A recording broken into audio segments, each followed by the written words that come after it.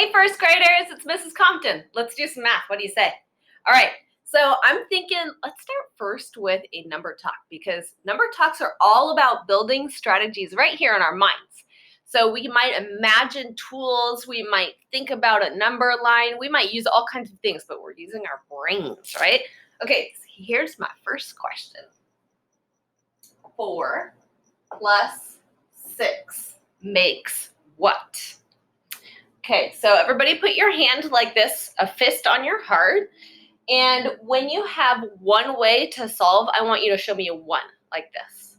And then I want you to actually keep thinking, and I want you to see if you can get 2 ways of solving. Okay, so let's put we're going to call this our heart sign. Let's start with our heart sign right now. So I want you to hit pause right now.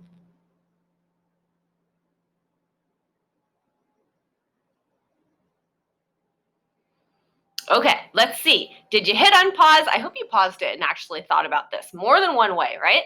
Okay, so 4 plus 6 equals, on the count of 3, ready? 1, 2, 3, tell me. 10?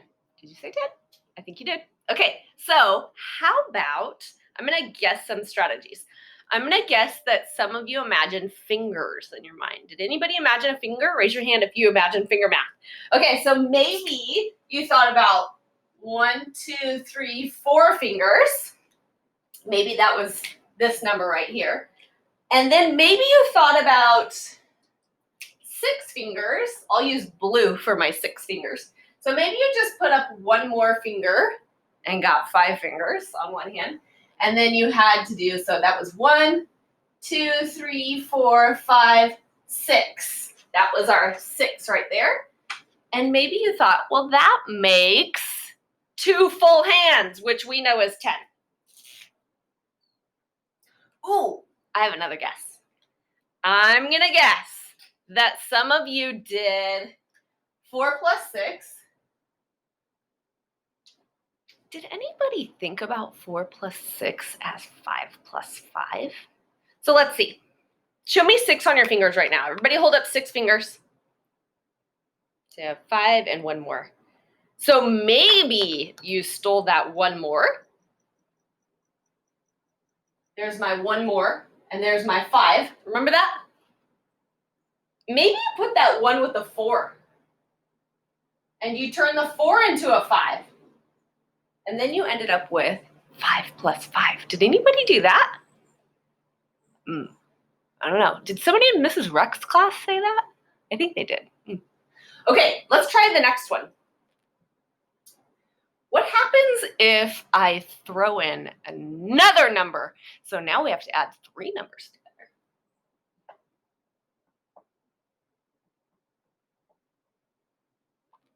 together.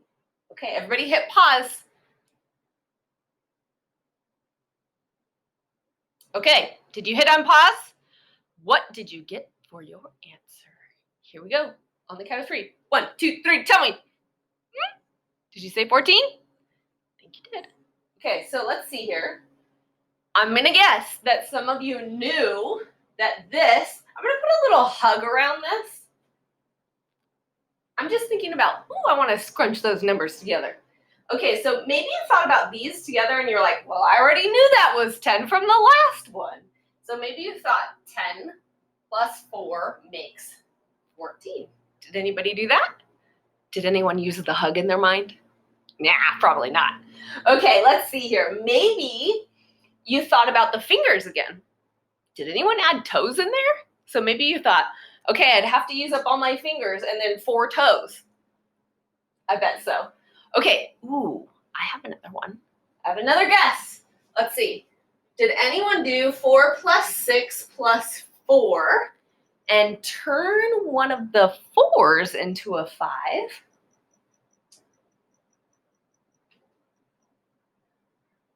Like this. And then you had 5 plus 5 plus 4. Who did that? Raise your hand. How many people are out there? Miss Price? How many people are in your class? Tell me. Okay, let's see.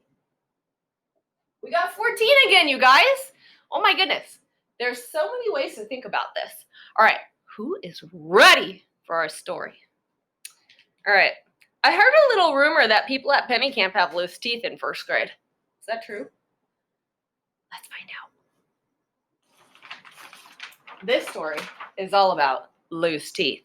And I'm going to say hi to all the kids at Penny Camp. Hi, Penny Campers. We're going to talk about them in their rooms. So in room 15, there are students with loose teeth. All right, so let's think about that. In room 15, there are some students with loose teeth. Okay. In room 16, there are some students with loose teeth. And in room 17, well, room 17 has some students with loose teeth too. So we are going to ask ourselves, how many students are there with loose teeth all together? Oh boy, that's a lot of loose teeth to count, I'm sure of it. All right, so some loose teeth in Mrs. Barney's room, some loose teeth in Miss Price's room, and some loose teeth in Mrs. Herringshaw's room. And we've got to find out how many loose teeth. All right, so let's see. Here are our number choices. You might choose 4 and 3 and 6, 4 and 3 and 16, and 4 and 13 and 16.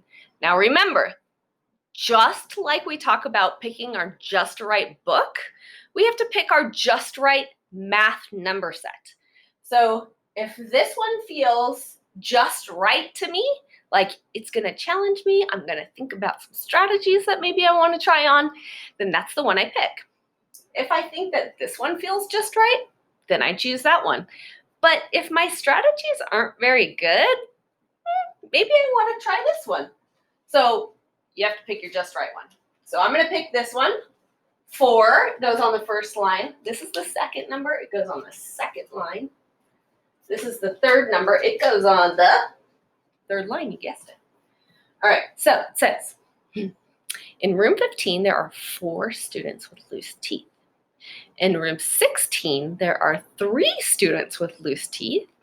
And in room 17, room 17 has 6 students with loose teeth. How many students are there with loose teeth all together? Okay, can you imagine that? We've got a classroom with some loose teeth.